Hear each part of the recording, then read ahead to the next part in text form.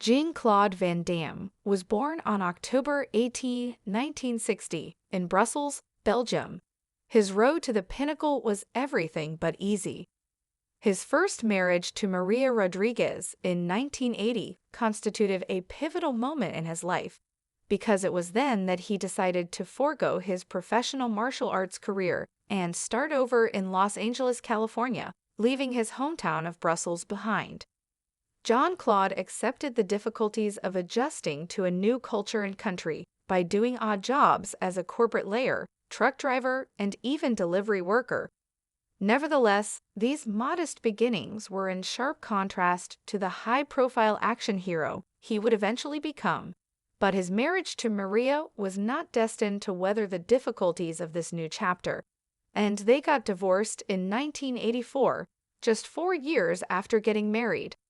John's time in school was turbulent and unpredictable, but it was also a moment of change that would determine his future. Van Damme's life gained more attention in 1986 as a result of his landing a villainous role in the low-budget film Row. He first got the attention of a producer from Canon Pictures while filming No Retreat, No Surrender. This eventually led to his role in The Enduring Blood in 1988. In 1987, Jean-Claude Van Damme wed Gladys Portugues, a remarkable woman who is not only an ice bodybuilder, but also a fitness competitor and actress. Their union was blessed with the birth of their first child. With the success of Bliss Board, Van Damme skyrocketed to fame by showcasing his extraordinary martial arts prowess. He became a household name, a symbol of Russian park entertainment, and a true martial arts icon. 2 years later, in 1990, Gladys gave birth to their second child, a daughter named Bianca, adding a new dimension to Van Damme's life that was filled with the decisions and obligations of parenthood. By this time, Gladys had already established herself in the entertainment industry with roles in films like The Morning After in 1986 and Is Alive 3, Island of the Living in 1987. But the mid-1990s brought a storm into their paradise. While Universal Soldier was being filmed in Russia, rumors of an affair started to spread, which ultimately led to Jean-Claude Marius Delgado's tragic passing under personal anguish. John in 1994, Claude Van Damme's fourth marriage to Darcy Lapierre provided comfort. In 1995, the couple gave birth to their son Nicholas Van Varenberg. Model, producer, and actress Darcy pursues her love of rodeo barrel racing and excels in the sport. But Darcy's marriage also had its share of difficulties. After a tumultuous divorce 2 years later, the couple's relationship came to an end. I had an impact on both parties as his personal life descended into chaos. Jean-Claude Van Damme turned to narcotics as a way of his gain during this time, marking a troubling phase in his life that culminated in a terrifying cocaine overdose. Addiction, followed by a jail sentence, served as a wake-up call that compelled him to face his issues and make a crucial choice to change his life in the direction of redemption. Exercise helped Jean-Claude Van Damme battle his addiction and regain control of his life. It was also around this time that he bravely decided to remarry Gladys Portugues, the woman who would play a crucial role in his recovery. One of the effects of Jean-Claude Van Damme's personal life was his estrangement from his third child, Nicholas, custody disputes, and the difficulties of co-parenting. This separation remained throughout Nicholas' maturity, but it was the shocking incident in 2018 that, when Nicholas was 22 years old, thrust his father and son back into the public eye. Nicholas was in trouble with the law and was facing both probation for his twisted behavior and more serious accusations.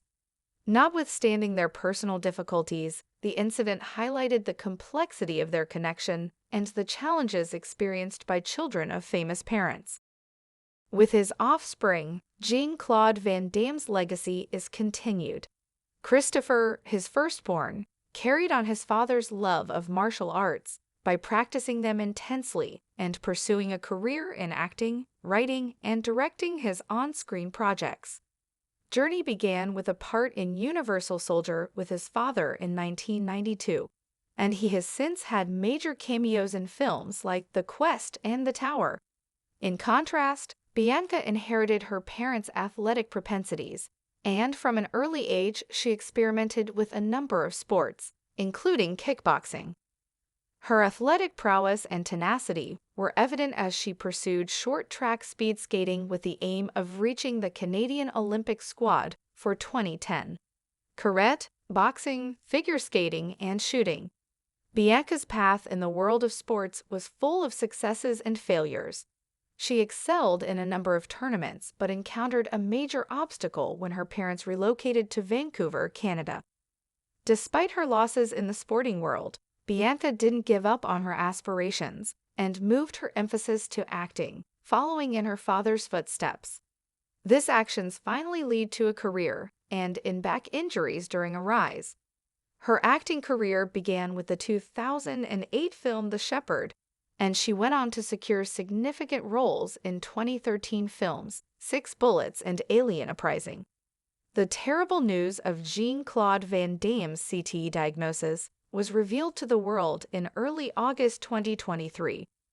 This illness, which is frequently linked to repetitive hair trauma, especially in contact sports like American football and boxing, has crept into the life of a man famed for his amazing height and fight scenes in movies.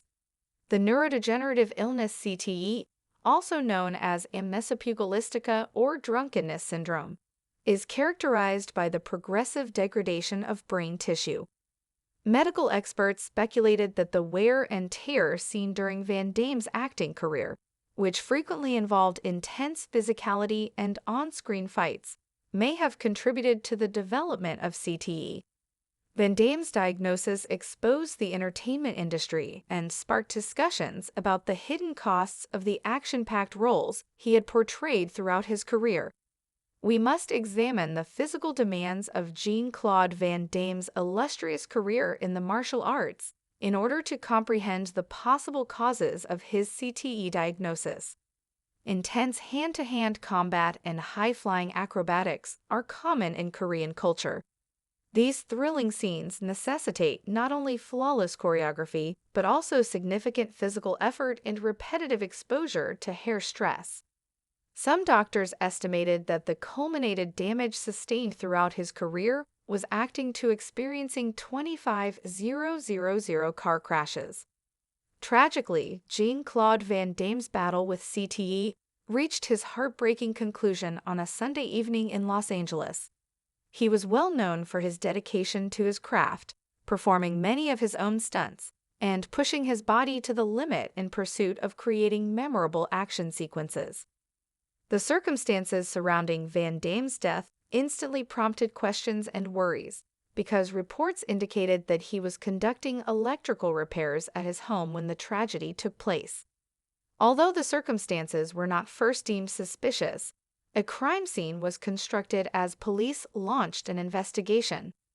When Jean-Claude Van Damme was diagnosed with CTE in 2023, his journey from a young martial arts enthusiast in Belgium to a global action film sensation with smart red triumphs, challenges, and unforgettable moments on screen shed light on the career's hidden cause and raised awareness of the potential long-term effects of physically demanding roles.